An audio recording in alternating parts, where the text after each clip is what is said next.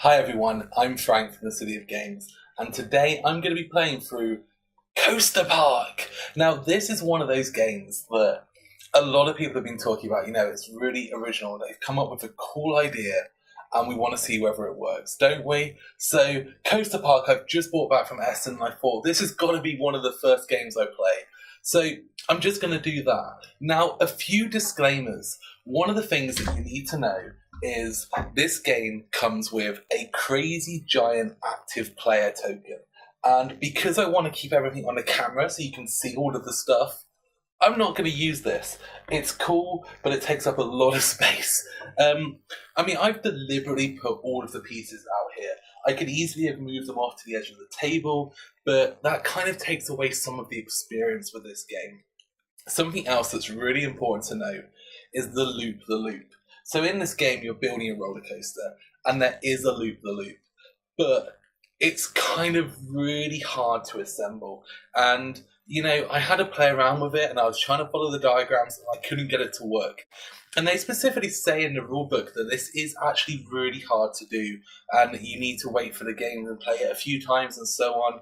And then they say that there's kind of a picture and a video that shows you how to do it. But unfortunately, the link doesn't work yet. Now, this game hasn't been, I don't think it's publicly released for like another month or two. I picked this up at Essen, so, I'm sure the URL is going to be working once the game kind of gets out there. But I want to be clear that I've removed all of the loop pieces and cards from the game. So, finally, I'm going to be playing this two-player, and as you can see over here, I've set up blue and I've set up green. Each of the players starts with 24 money, and we've got two sets of kind of cards. So we're going to draw out 3 cards to start with from the standard deck, and then we're going to draw 2 cards out from the launch hill. So as we play through this game, I'm going to slowly move some stuff out so we've got a bit more room. We've also got our kind of global bonus, which is just points at the end of the game. And each player is going to get bonus cards. Now, in a 3 and 4 player game, you get 1 bonus card each, but in the 2-player game, you get 2 of them. So we might as well.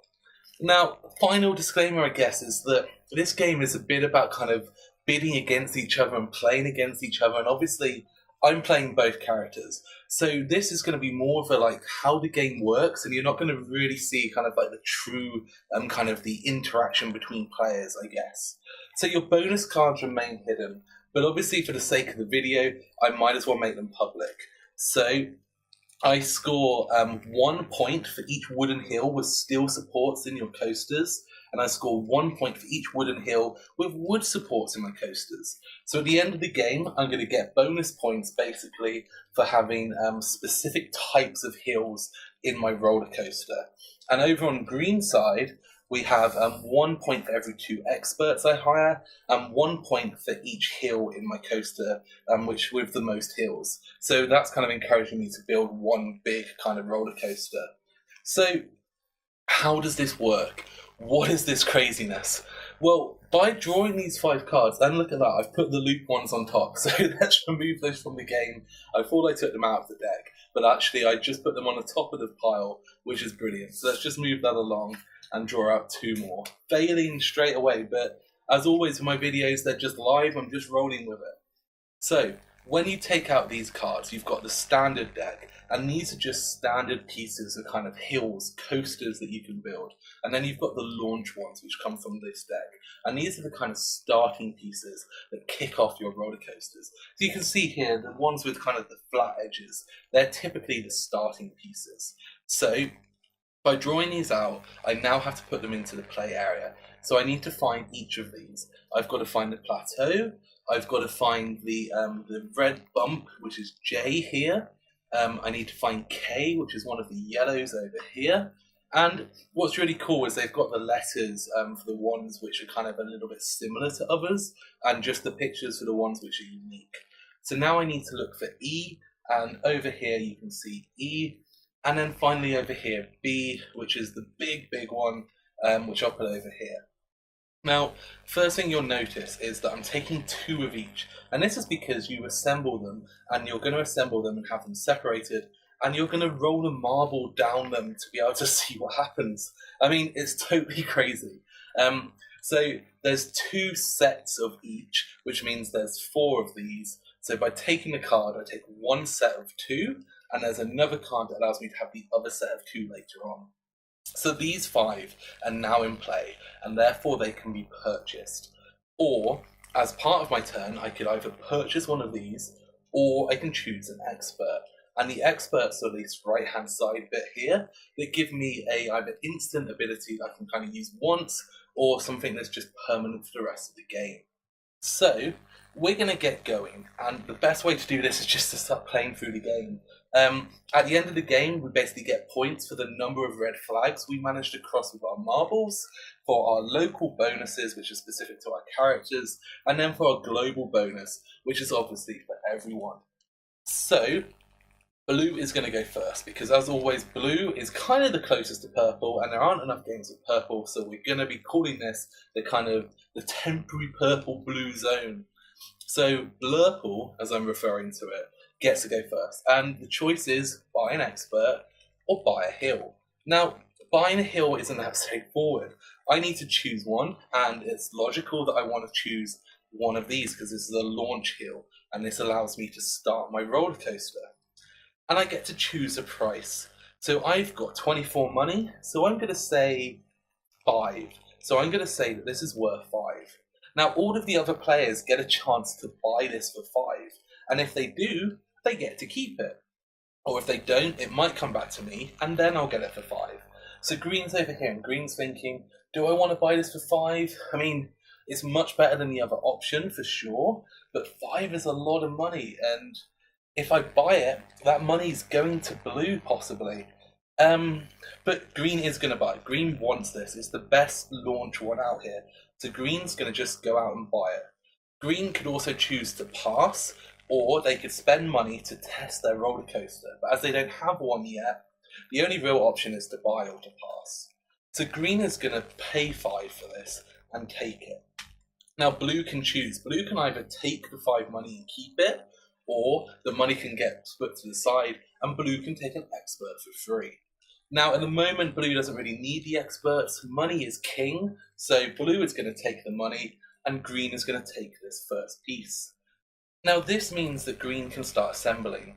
You all have a warehouse, so this can now go into Green's warehouse, and you can store one item in your warehouse. But actually, I don't want to put it in my warehouse, I just want to build it up. So I'm going to take 2 of the kind of standy pieces, and I'm going to start assembling my roller coaster. And this video is going to be filled with me just basically failing to build these roller coasters. As you can see, basically, you have these stands, they slot in underneath the pieces, and there we go. My roller coaster is now starting to be assembled. Now, early on, they're quite flimsy. As you can see here, like this is closing up a lot and it's kind of all over the place. But the concept really is, as you kind of build it longer, they start to kind of connect up and they start to become a little bit more solid. So Green now has the start of a fairly wobbly roller coaster, and you kind of just want to put your marble on it and see, but you're not allowed to. It's against the rules. So Green's going to have a go now. That was Blue's turn. It's over to Green. Green can now choose to either buy something or buy one of the experts. And Green's thinking, you know what? I've not got much money, and I'm going to start buying some pieces.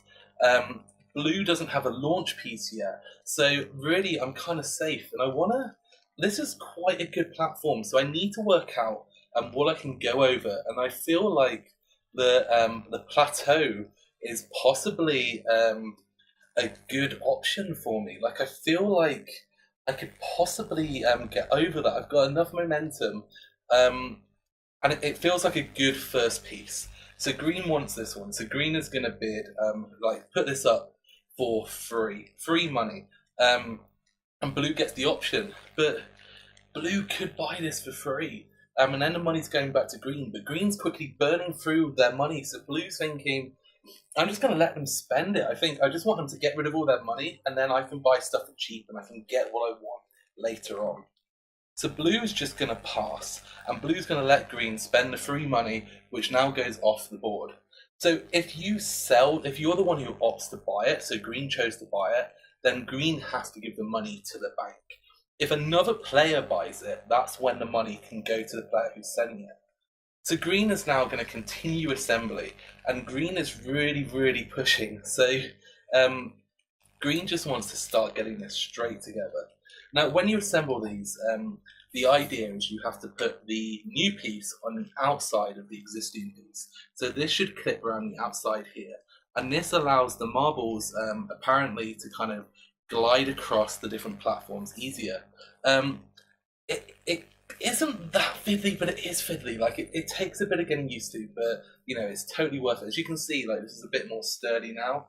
And what they recommend is you put one of these at the start as well. That kind of gives it the space. So green really is on track to kind of having this roller coaster built. And what you can see here is actually like if I can try and get this into focus for you, like this piece here. Ooh, we are not going to focus. There we go. You can see this is already looking quite cool. Like it is really building a roller coaster. And as we kind of play through the game, hopefully we're going to be able to kind of get our pieces on there and get going. So that was green's turn. The game ends once someone has built 7 pieces. It can be multiple roller coasters, it could be one roller coaster, but that's the trigger for the end. So we're now going over to blue, and blue really needs to start buying some stuff. So blue's obviously going to go for this launch piece, but it's not great. So they could take a gamble, and they could just take a random card. So if you don't want one of the ones available, you can choose a card, and then it will come into the market, and then it becomes, you have to pay for that one. But I think that blue's going to be safe and just go straight for this one here. So blue's going to bid 2 money, because he knows that green doesn't really need it right now. Blue's got a lot of money. Green's in a solid position, but I think that green's safe. So blue is going to bid. I'd say free money. I think we're going to go for free money. We want to make sure that we're not getting it too cheap, because you can build multiple roller coasters. So whilst green doesn't need it for this coaster, they could build a second coaster alongside to try and get more points. And you're right, you know, green's done. Green does not want to do this, and in fact, green just wants to test their roller coaster. So during the buying phase, you can spend 1 money, and then you can test your roller coaster. And I feel like it's time. So we're going to take the marble, and we're going to put it on and see what happens. And as you see, it kind of failed. Like I kind of fell off the edge. So you can test it 3 times during this thing. So right now I can see that I'm going a bit fast, and it's jumping off the side. And one of the things I've noticed a lot with this is the marbles often come off the sides. So you really need to try and make sure that you've got the perfect coaster. I wonder if I can try and do a side view here for like the final one.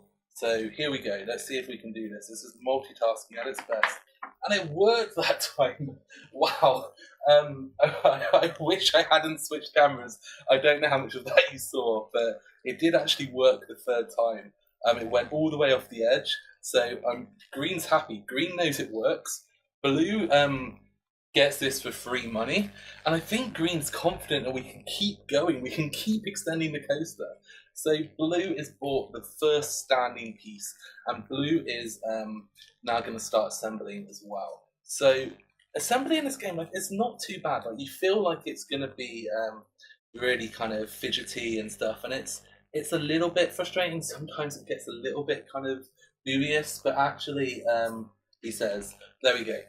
It's not too bad. And I think like the loop seems like crazy stuff, but I'm sure once you get used to it, again, it's probably the same.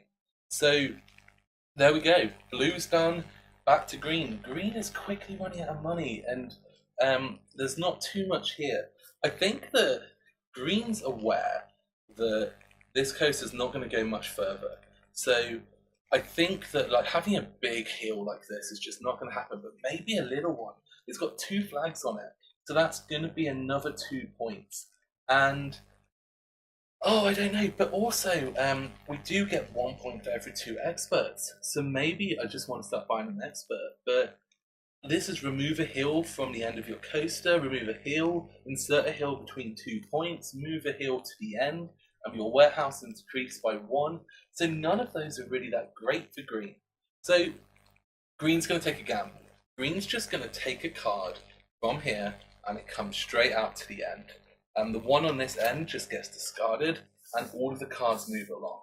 And this brings L into the equation, and L is a tiny little baby, and this is exactly what green wanted. So green is keen to take this piece. I mean, that is great news for green. So green's gonna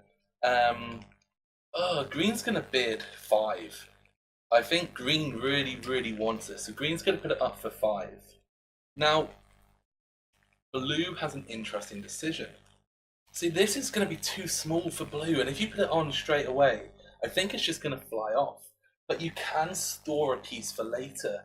So blue could take this, knowing that it's good for green, and deny them. But, I don't know, 5 is a lot of money, and if blue buys it, that 5 goes over to green. But I think that's what's going to happen. I think that blue is going to buy this for 5. And is going to put it into their warehouse. They're not going to build it yet. They're just going to store it like over here, out the way. Now, green can choose to take the 5 or buy an expert. And I think green needs the money. Green really needs money. Blue's controlling the money situation. So green's going to take the money. That ends green's turn, and it comes back over to blue. So blue's going to have another go. And blue is thinking, what next? Blue wants to, again, none of the experts are great for blue, and this is a bigger piece. But blue's got a very small roller coaster. The launch piece is very small compared to green. So blue's probably going to want to go for this, or could go for a random. But the randoms are scary, so I think blue's just going to go for this one. Blue's going to bid for this. And blue is going to bid 5. I say bid, you're not really bidding. I mean, you're putting it up for sale. So blue's going to say, I want to sell this. This is going to be 5. Green gets the opportunity to steal. I don't think it's great for green. Green's kind of quite keen on what's going on here. This is not an ideal piece, but green's going to steal it. Green knows that blue wants this. So green's going to give that 5 back. And green's going to take this piece, and it's just going to stick it straight on the end here. It's going to keep going. It's going to keep extending this roller coaster. And as you can see, I mean, these things can get absolutely crazy. You've got to stick it on the end there. There we go. And we've got a good piece there. So green. So what are the bonuses? I forgot about the bonuses. We get 1 point for each hill in your coaster with the most hills. This is kind of 3 hills, I think. So this is looking good so far for green. 1 point for every 2 experts. So green probably wants to buy some experts. It's green's turn. And I think green's going to buy an expert for 1. Because buying the expert, this one increases the warehouse storage, which means green can hold more things. But now green can start bringing more cards out. And bringing more cards out means that we get to put more pieces into the marketplace. And this is important, because if we're not doing this, then the cards just aren't going to be available. And by doing this, you're not really denying, you're not giving it to someone else, because they've still got to put it up for auction, and then you might buy it from them. So you're kind of, you're adding more cards into the pool to give yourself the opportunity to steal them from other people. And in some ways, you've got more chance of buying it if someone else is selling it, because you'll get the chance to buy it before them, especially in a 2-player game. So we're coming over to blue, and blue's on the same mindset. Blue's going to spend 1, and blue is thinking, I want to know what your objectives are. So this card allows blue to look at the secret bonus card of green. So we're taking this one, and we can see that green's going to score 1 point for each hill in a coaster with the most hills. So blue's learnt a little bit, and blue wants to get more pieces. So when you take a card, you can choose a standard or you can choose a launch. Blue doesn't need any more launches at the moment because it still only has 1 piece, whilst green probably does want more launching hills. So actually, it's in the interest of green to choose the launch cards and blue to choose the standard. But what do we get? We got I over here, which is another big piece, and wow, we're getting a few kind of quite scary big pieces in here. I don't think any of these are going to be great for blue. We're coming back over to green, and what's green going to do? Green wants to get some more launches. So green doesn't want to buy any of these. So what you can do is you can choose one of the cards and you can just put it up for sale. So green's taking a random guess. This card goes on to the end. The one on the end gets discarded. These move along, and we're going to bring into play C. C is a huge launch. This is bigger than the one over here, but it's not quite bigger than this one. So C is up for sale, and green wants this badly. Green is going to bid 7 for this because green knows that this is the piece that it needs to be able to continue. Blue kind of wants to deny it, but again, knows that if he doesn't, green's going to have no money and blue's going to be able to pick up whatever he wants for the rest of the game. So blue's just going to leave that. It's going to pass. He's going to let green spend the money. Green is going to purchase this, and now green is starting the second roller coaster. So as you can see, as you kind of play through the game, you start to build up multiple coasters. You start to get more and more stuff, and it kind of gets interesting. Like, you start making weird decisions that just are unusual for a board game. You know, do I want to increase the length of my coaster? Do I want to add more bumps? Do I want to rearrange pieces? Like, one thing I feel like I don't do enough is really test it for optimal kind of performance. Like, do I know if my marble's going to cross this flag? I don't know. If it doesn't, that's going to cost me 2 points. So maybe I need to do more testing. So green, in fact, that's the green's plan now. So blue's coming up. Blue is thinking, actually, I need to start like building up my coasters to get points. Blue's going to take this one. Blue's just going to put it up for 5, knowing that green isn't going to want to take it for 5. So blue puts this up for 5. Green is going to... Green, like, could try and deny it, but then we'll have no cash for the rest of the game. So instead, it's going to spend 1 money to test the roller coaster. Can we get over K? That is the question. And, oh, no, we're off the side again. We're going to try and just adjust it slightly. We're tweaking, we're adjusting. And as you can see, we just keep going off that side. And I don't know, like, in this situation, it's where this game becomes a little bit frustrating. It's hard to know whether this is because I've built a bad roller coaster and I don't really know what I'm doing, or whether it's because the table's not flat, whether this isn't level. Should I be pushing it? Is my hill too steep? Like, it's really, really hard. But, you know, like, it did go over that one time. So now I'm wondering, like, do I want to try and change this? Like, should I be aiming for something bigger? Is it because this is too sharp?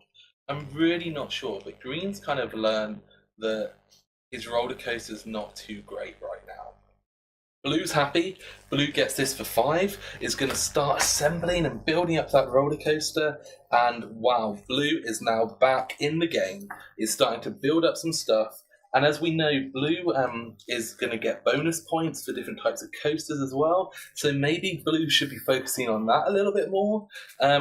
Blue's built this up, and blue's now going to bring L out of storage, out of the warehouse, and start bringing it across. So here we go. Let's try and put this one on here as well. And as you can see, there's a lot of like quick fiddliness. I think that when you're playing it with multiple people, it's not so bad, because whilst the player's doing this, the other players can kind of continue their turns and continue the game. Like, nothing needs to happen for this player to continue their turn. It's just the fact that I'm kind of trying to do it. So we're coming to green. Green wants to now really see what's going on. So green's going for the double dipper. Green's going to put this up, and green's just going to chuck all of their money in. They're bidding 6. They really, really want it. They're pushing it up for 6. Blue is thinking, that's going to be green out of the game. They're going to have no more money. I'm going to be in full control. I can have whatever I want. I'm going to spend 1 money, and I'm just going to test my coaster. Does my coaster work? No, it doesn't. It comes off the side yet again. And I'd say, like, what I find is I'm never really sure whether this kind of coming off the side... There we go! It worked! Like, if you adjust it out enough, you stretch it out enough, you can get it to go.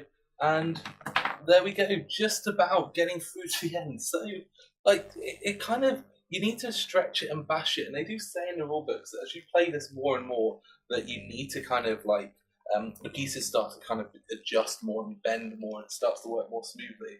I'm just going to see whether on the camera, my marble's going off. I'm going to see what I can kind of do here to try and show you it a little bit more from the side.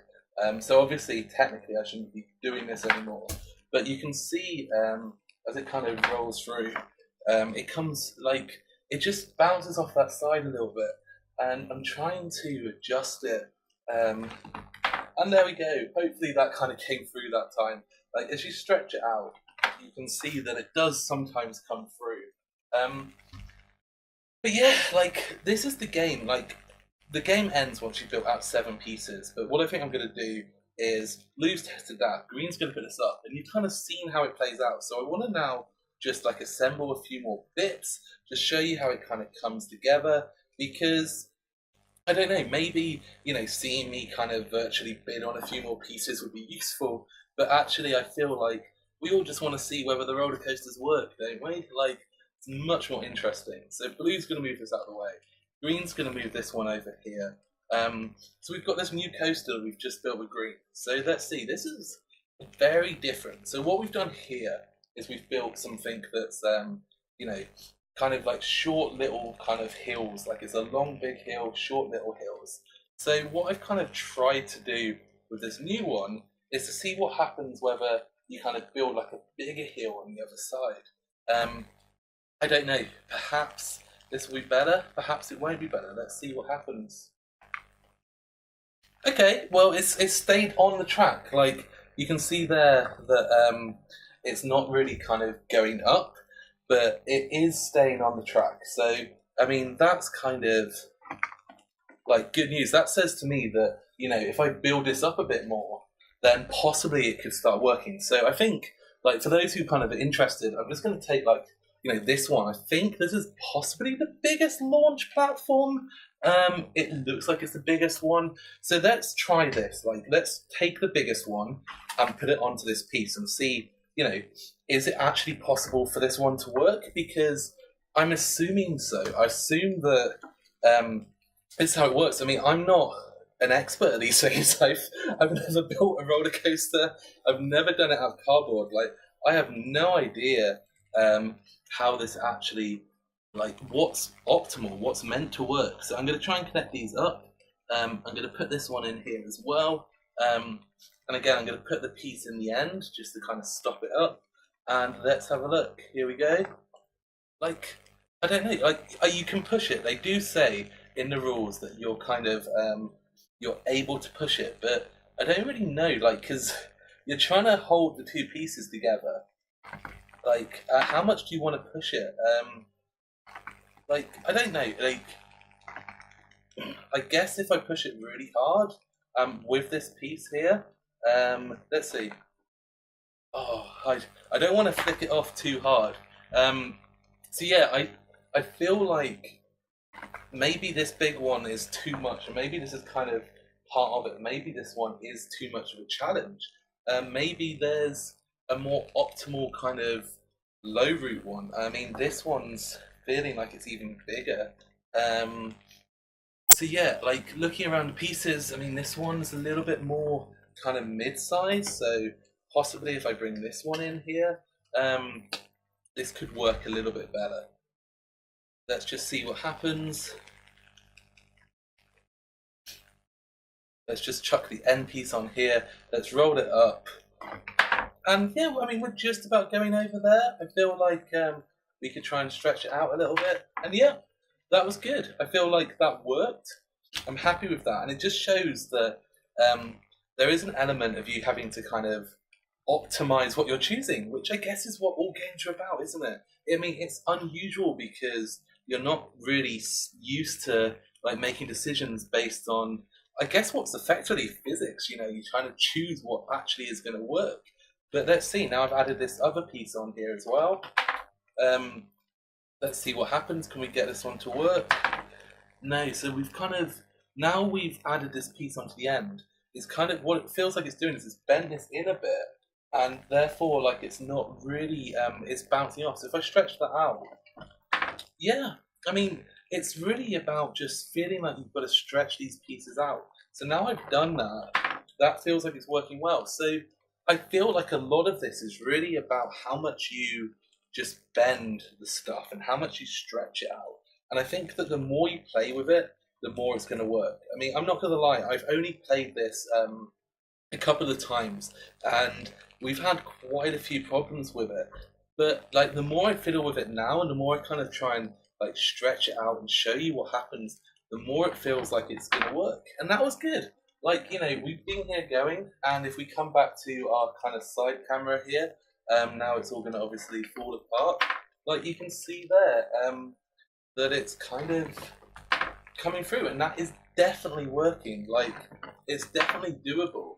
So I feel as if, as you play this game, it's a different experience. It's not the standard kind of you buy stuff and you sell stuff. It's learning what works and what comes together. And I guess that's kind of the point. You know, with like worker placement, you know, you're trying to build this engine, you're trying to optimize it. And with this game, really, you're just trying to optimize the pieces. Now, there's a little bit more physical effort involved as you kind of bend them out and stretch them. But I truly believe that you can get this to work.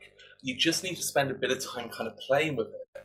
And I think I'm going to keep doing that. So, you know, I'm going to end the video here, but I'm going to stay here and I'm going to keep playing with this. And I'm going to see how long I can get it to go. So, until next time, keep on adventuring.